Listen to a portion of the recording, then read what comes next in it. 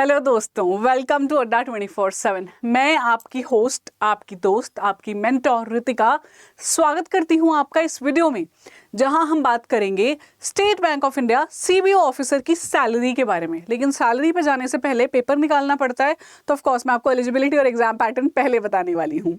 तो जो एस्पायर कर रहे हैं इस एग्जाम को क्रैक करने का, मैं उनको सबसे पहले बताना चाहती हूँ that when I am providing you this video, तब पुरानी जो साइकिल है आपकी सीबीओ की, उसके इंटरव्यूज चल रहे हैं, विच इज जुलाई एंड।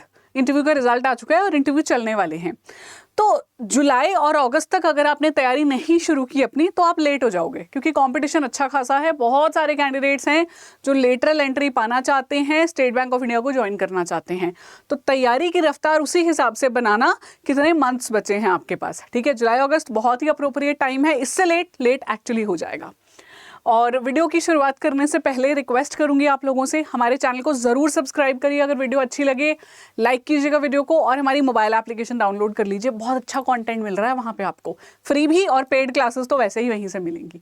ठीक है, सबसे पहले एलिजिबिलिटी। अगर आप एलिजिबल हैं इस एग्जाम के लिए, आपको ज़रूर देना चाहिए। ये एक गोल्डन अपॉर्चुनिटी है SBI, the largest public sector bank of India में एंट्री पाने की एज एन ऑफिसर। ठीक है, तो बता देती हूँ एलिजिबिलिटी। सबसे पहले तो you need to have a graduation degree. ठीक है, नहीं 21 से 30 साल, ये सबसे पहली चीज़ है। Minimum 21, maximum 30 years of age for the unreserved candidates. Of course SC ST OBC को रिलैक्सेशन मिलता है, और रिलैक्सेशन 5 और 3 साल का रहता है। ठीक है, अब बात करते हैं ग्रेजुएशन की। तो आपके पास एक ग्रेजुएशन डिग्री होनी चाहिए किसी भी डिसिप्लिन में, किसी भी यूनिवर्सिटी से जो रिकॉग्नाइज्ड है सेंट्रल गवर्नमेंट की ओर से। तो एज हो गई, फिर आपकी ग्रेजुएशन हो गई, प्लस सबसे इंपॉर्टेंट आपका जो एलिजिबिलिटी क्राइटेरिया है that is the work experience. CBO आपसे मांगता है minimum of 2 years post qualification work experience as an officer. तो अगर आप ऑफिसर रह चुके हैं, आपके पास 2 साल का एक्सपीरियंस है of working in scheduled commercial bank, जो शेड्यूल 2 ऑफ आरबीआई में लिखे जाते हैं आरबीआई एक्ट में, या फिर रीजनल रूरल बैंक। आरआरबी और एससीबी में अगर आप नहीं आते हैं, आपके पास एक्सपीरियंस है, तब आप नहीं अप्लाई कर पाओगे। But if you fulfil this experience, I would suggest you take this examination. Once in lifetime opportunity है ये, आएगी दोबारा, लेकिन वो होता है ना एक जोश कि निकल जाए बस मेरा इस बार नहीं तो अगली बार, वो 1 या 2 साल में ही रहता है। ठीक है, अब मैं आपको बताती हूँ एग्जाम पैटर्न के बारे में। प्रीलिम्स एग्जामिनेशन आप लोग देंगे जो भी अप्लाई करेंगे, ऑफ कोर्स एलिजिबिलिटी फुलफिल करते हैं, तो वहाँ पे ऑनलाइन पेपर रहेगा आपका। 120 मार्क्स का ऑब्जेक्टिव पेपर है, 50 नंबर का इंग्लिश डिस्क्रिप्टिव पेपर है। ठीक है, जो ये क्वालिफाई कर लेंगे उनको बुलाया जाएगा स्क्रीनिंग, या फिर commonly known as DV, document verification. Document verification के ऑफ कोर्स कोई मार्क्स नहीं है, just the documents that you must have while applying for this exam वो होने चाहिए, विच इंक्लूड्स आपका एजुकेशन को, आपका एज, बर्थ सर्टिफिकेट आ जाता है, आपका एजुकेशन क्वालिफिकेशन, फिर आपका एक्सपीरियंस होना चाहिए है। और अगर आप प्राइवेट बैंक में हो तो आपको एनओसी नहीं चाहिए होता। ठीक है, ये आपको पता होना चाहिए। एंड कास्ट सर्टिफिकेट, अगर आप कास्ट के लिए अप्लाई कर रहे थे तो, और जिनका ये डॉक्यूमेंट वेरिफिकेशन क्लियर हो जाता है, यूजुअली कैंडिडेट्स का हो जाता है, वो जाते हैं फिर इंटरव्यू के लिए।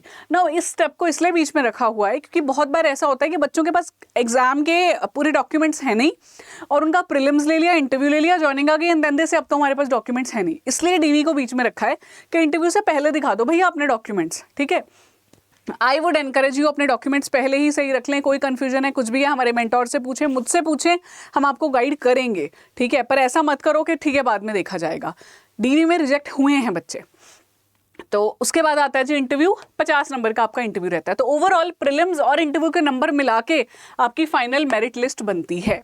जो आपका 120 नंबर का पेपर है ऑनलाइन टेस्ट में, उसमें आता है जी इंग्लिश, बैंकिंग नॉलेज, GA/इकोनॉमी एंड कंप्यूटर एप्टीट्यूड। मैं पर्सनली आपको इकोनॉमी, इकोनॉमिक अवेयरनेस और सारी न्यूज़ पढ़ाती हूँ जो भी आरबीआई से रिलेटेड रहती हैं।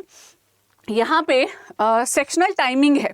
ठीक है, विच मीन्स इंग्लिश के 30 सवाल आपको 30 मिनट में करने पड़ेंगे, बैंकिंग नॉलेज के 40 सवाल 40 मिनट में, जीए के 30 सवाल 30 मिनट में, और कंप्यूटर एप्टीट्यूड के 20 सवाल 20 मिनट में। ठीक है, जितने क्वेश्चन उतने ही मार्क्स। तो टोटल ओवरऑल 120 सवाल हैं, 120 मिनट मिलते हैं आपको, विच इज़ 2 hours, और 120 ही नंबर हैं। अच्छी चीज़ ये है कि सेक्शनल कट ऑफ नहीं है यहाँ पे। यूजुअली जहाँ सेक्शनल टाइमिंग होता है वहाँ सेक्शनल कट ऑफ होती है, पर थैंकफुली यहाँ नहीं है, एंड थैंकफुली नेगेटिव मार्किंग भी नहीं है एज ऑफ नाउ। नए नोटिफिकेशन में कुछ चेंजेस कर दें तो अलग बात है, अभी तक तो कुछ भी ऐसा नहीं है, ठीक है। अच्छा, पेपर में आपको पहले 2 घंटे का ऑब्जेक्टिव टेस्ट देना पड़ेगा, उसके बाद आपको जाना पड़ेगा जी आपके डिस्क्रिप्टिव पेपर के लिए, जो इसके बाद कंडक्ट किया जाता है। 30 मिनट्स आपको यहाँ मिलते हैं, तो 120 मिनट प्लस 30 मिनट का आपको यहाँ पे समय 2.5 घंटे का पेपर देना होता है। इंग्लिश में आपको 2 क्वेश्चंस मिलते हैं जी, एक लेटर राइटिंग का, एक एसे राइटिंग का, 25 मार्क्स ईच, ठीक है। 25 मार्क्स ईच है और 30 मिनट्स मिलते हैं। यूजुअली वर्ड लिमिट भी 250 वर्ड्स ही रहती है पर लाइक लेटर एंड एसे। तो आधे घंटे में आपको टाइप करना है लेटर और एसे, और 50 नंबर का ये पेपर रहता है। 2 घंटे पहले मिले थे, 30 मिनट यहाँ मिलते हैं। कोई नेगेटिव मार्किंग नहीं है आपके पिछले पेपर में, और यहाँ भी सेक्शनल मार्क्स भी नहीं दिए हैं।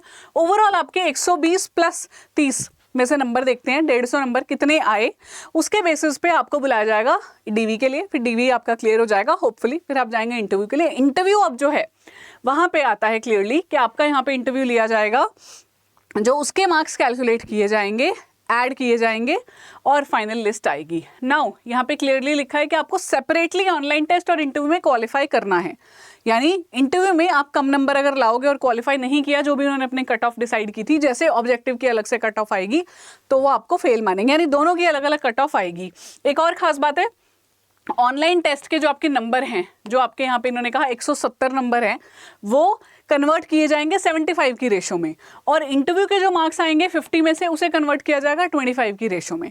तो कहना क्या चाह रहे हैं, 50 नंबर का जो आपका इंटरव्यू है उसकी वेटेज 25% है पूरे सिलेक्शन प्रोसीजर में, 75% वेटेज है आपकी ऑनलाइन टेस्ट की। तो इट्स वेरी इंपॉर्टेंट आप बहुत अच्छा अटेम्प्ट करें अपने ऑनलाइन टेस्ट में, क्योंकि फिर वो रेशो ही कम है ओवरऑल में, ठीक है। कन्वर्जन होता है ना कि अगर सिंपल सी चीज़ है कि इफ़ अगर कन्वर्ट करना चाह रहे हैं 170 मार्क्स को ये रेशो में 75 की, तो वो कन्वर्ट करके फाइनल 100 में से बेसिकली आपके नंबर आते हैं, उसी बेसिस पे आपकी सिलेक्शन होती है, ठीक है जी। तो एलिजिबिलिटी और एग्जाम पैटर्न आई होप मैंने क्लियर कर दिया। अभी भी कोई डाउट है तो प्लीज़ कॉमेंट करना, हाँ इस वीडियो के नीचे, I will reply personally over there. Now let's talk about the salary.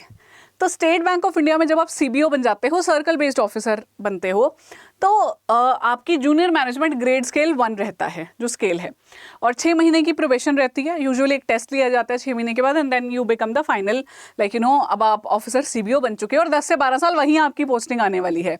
लगभग सैलरी 90,000 रुपये आपको मिलती है। ऑफकोर्स आप जानते हो बहुत सारे पर्क्स आपको मिलते हैं being an employ of the State Bank of India, और ये सैलरी भी रिवीजन होती रहेगी जैसे जैसे साल दर साल बढ़ता जाएगा। आपकी जो सैलरी है इसमें बहुत सारे अलाउंसेस हैं, जैसे बेसिक पे के अलावा डियरनेस अलाउंस, महंगाई भत्ता जिसको कहते हैं, फिर आता है जी आपका सिटी कॉम्पनसेटरी या लोकल कॉम्पनसेटरी अलाउंस, सीसीए, जिस शहर में है उस बेसिस पे अलाउंस मिलेगा।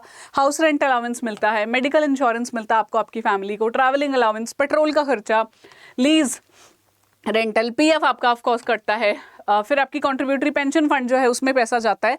तो आपको ग्रॉस पे यहाँ पे बताया गया 90,000 रुपये रहती है, which is of course a very good salary, and जो पोस्टिंग आपको मिल रही है, टेंशन खत्म है भाई, 10-12 साल तक कहीं नहीं जाने वाले हो आप, ठीक है। तो ये था मेरा आज का वीडियो। इसके साथ ही आप लोगों को बता देना चाहती हूँ कि हमारा जो कोर्स है वो ऑलरेडी लाइव है।